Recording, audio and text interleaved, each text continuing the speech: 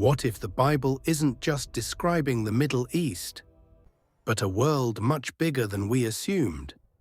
Because buried inside its oldest passages are repeated references to distant islands, maritime peoples, coastlands at the far edge of the known world. And for centuries, some researchers have asked a controversial question. Could those descriptions reach as far as Southeast Asia, including the Philippines? Not proven, not widely accepted, but not easily dismissed either. Because once you start connecting the patterns, they don't go away. But Ophir is not the only connection, it's not even the deepest connection. Because scattered across the pages of the Bible, from the very first book to the prophecies of Isaiah, there are references to peoples, genealogies, and distant islands that serious researchers have been quietly linking to the Philippine archipelago for generations. Not the gold, not the trade routes, but the people themselves. Tonight we go deeper. We examine the genealogical argument, the prophetic dimension, the flood narratives that some researchers see as connecting Philippine indigenous traditions to the oldest stories in human civilization, and we ask the question that cuts to the heart of Filipino identity. If the Bible traces the origins of all the nations of the earth back to Noah's 3 sons after the Great Flood, where might Filipinos fit in that story? What could the Table of Nations in Genesis chapter 10 suggest about the ancestors of the Filipino people? This is not about gold anymore. This is about bloodlines. This is about whether Filipino people themselves, not just the islands they live on, could appear in the biblical narrative.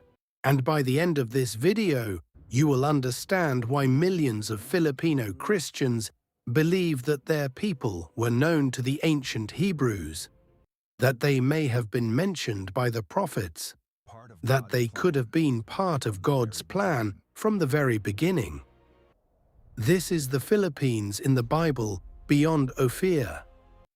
Our goal on this video is to get 500 likes and subscribe and join us as we uncover more hidden stories of Philippine history. The Table of Nations, where humanity begins again. To understand the genealogical connection that some researchers draw between the Philippines and the Bible, you must begin at the beginning. Genesis chapter 10. This chapter, known by biblical scholars as the Table of Nations, is one of the most remarkable passages in ancient literature. It describes, in genealogical form, the origins of all the peoples of the known world as understood by the ancient Hebrews. The story begins with the Great Flood. God, seeing that humanity has become wicked and corrupt, decides to destroy the world with water. But one man, Noah, is righteous. God commands Noah to build an ark, a massive boat, and to bring his family and pairs of every animal onto the ark. The flood comes, the world is destroyed, and when the waters recede, Noah and his family emerge as the only human survivors. Noah has 3 sons, Shem, Ham, and Japheth. And from these 3 sons, according to Genesis 10, all the nations of the post-flood world descend. The chapter traces their lineages in meticulous detail, listing names, territories, and the nations that emerged from each bloodline. For the ancient Hebrews, this was more than history. This was the divine blueprint of humanity itself. Every people on earth could be traced back to one of Noah's 3 sons. Now, most biblical scholarship focuses on the descendants who are central to the biblical narrative. Shem's line leads to Abraham, and through Abraham to the Israelites, the Jewish people, the central actors in the Hebrew Bible. Ham's descendants settle in Africa and parts of the ancient Near East, Egypt, Canaan, Cush, they all come from Ham. Japheth's descendants spread into Europe and parts of Asia Minor. The Greeks, the peoples of the Mediterranean coastlands, they descend from Japheth. But there are names in the table of nations that point much farther east. Names that have puzzled scholars for centuries because they don't fit neatly into the Mediterranean world. Names that point toward the distant islands, the far eastern edge of the ancient known world. And it is here, in these overlooked genealogies, that Filipino researchers have proposed connections to their ancestors. The key figure is Javan, one of the sons of Japheth. In Hebrew, Yavan. Javan is consistently associated in the Bible with maritime peoples, island dwellers, and traders from the east. His name appears repeatedly in the prophetic books, always connected to the sea, to distant coastlands, to islands far beyond the horizon. Genesis 10:4 lists the sons of Javan: Elisha, Tarshish, Kittim, and Dodanim. And then the text adds this critical detail. From these, the coastland peoples spread in their lands, each with his own language, by their clans in their nations. The coastland peoples, the island nations, the maritime civilizations that spread across the seas. Now listen carefully to what the prophet Isaiah writes about Javan's descendants. Isaiah chapter 66, verse 19. God declares that he will send survivors to the nations, to Tarshish, Pul, Lud, Tubal, Javan, and to the coastlands afar off, that have not heard his fame or seen his glory. The coastlands afar off, in Hebrew, Eim Hareshokim, the distant islands, the islands at the far end of the known world. For the ancient Hebrews, writing from the perspective of the Middle East, what were the most distant islands imaginable? Some scholars suggest these could have been the islands of the Far East, the islands beyond India, the islands of what we now call Southeast Asia. And at the eastern edge of that world sits the Philippine archipelago, 7,641 islands, the definition of a coastland people, a maritime civilization, an island nation. Filipino biblical scholar Dr. Jose Rizalino Mercado and others have argued that the isles are far off, referenced repeatedly in the Hebrew prophets, in Isaiah, in Jeremiah, in the Psalms, could be consistent with a reference to the Philippine archipelago. Not necessarily as the only referent, the ancient world had many islands, but potentially as one of the primary examples. The ultimate distant coastlands, the farthest islands. This is the first layer of the genealogical argument that some researchers propose, that the descendants of Javan, the maritime son of Japheth, may have spread eastward across the seas and become the island peoples of Southeast Asia. That Filipinos, as an Austronesian people, as a maritime civilization, could fit the biblical description of Javan's descendants. The coastland peoples, the distant islands, the nations that spread across the seas, each with their own language. And if you know anything about Austronesian expansion, that description is remarkably accurate, because the Austronesian peoples, the ancestors of modern Filipinos, Indonesians, Malaysians, and Polynesians, did exactly what Genesis 10 describes. They spread across the seas, they settled coastlands and islands across half the planet, and they did it with their own languages, their own clans, their own nations. From Taiwan to the Philippines, to Indonesia, to Madagascar, to Polynesia, the Austronesian expansion is the largest maritime migration in human history. And it matches, point for point, the biblical description of the descendants of Javan spreading across the coastlands. Now, does Genesis 10 explicitly say and Javan's descendants settled the Philippines. No, the text doesn't name specific islands that far east, but researchers who support this theory argue that the pattern fits, the description fits. This interpretation suggests recognition that the Bible may be acknowledging in its own framework that there were island peoples at the far edges of the world, peoples who descended from Noah just like everyone else, peoples who were part of the human family from the very beginning. And if the descendants of Javan are the maritime peoples of the distant coastlands, then some scholars argue that Filipinos, by geographic and cultural measures, could be among them. The sons of Joktan, the Eastern genealogy.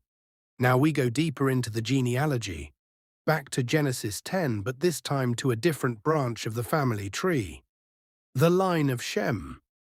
Shem is Noah's eldest son, and from Shem descend the Semitic peoples, the ancestors of the Hebrews, the Arabs, and other Middle Eastern nations. But within Shem's lineage, there is a figure whose descendants some researchers believe point east. His name is Joktan. Genesis 10:25 tells us that Eber, a descendant of Shem, had two sons, Peleg and Joktan.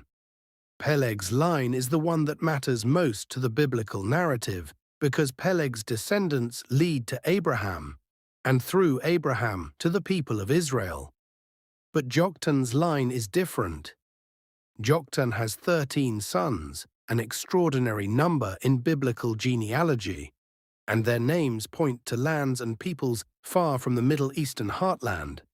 The sons of Joktan listed in Genesis 10:26-29 are Almodad, Sheleph, Hazarmaveth, Jerah, Hadaram, Uzal, Dikla, Obal, Abimael, Sheba, Ophir, Havilah, and Jobab. Now, several of these names have been connected by biblical scholars to specific geographic locations.